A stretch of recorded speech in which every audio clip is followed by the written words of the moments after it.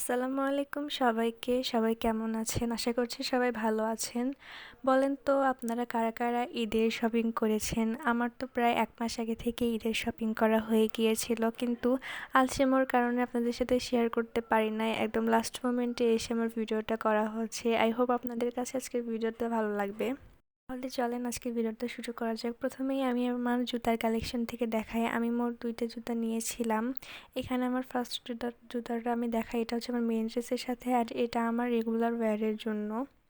তারপরে এই তো আমি আমার জামা কাপড় দেখা শুরু করে দিই। এটা হচ্ছে আমার 2 পিস ছিল, দেন আর একটা 3 পিস ছিল, তারপর আরেকটা 2 পিস ছিল।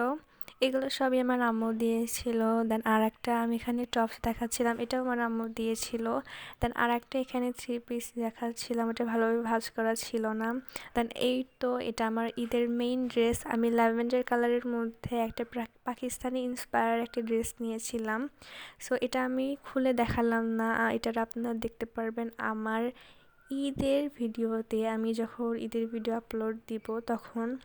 এই তো এই কয়েকটাই ছিল আমার ঈদের ড্রেস প্লাস ঈদের জুতা।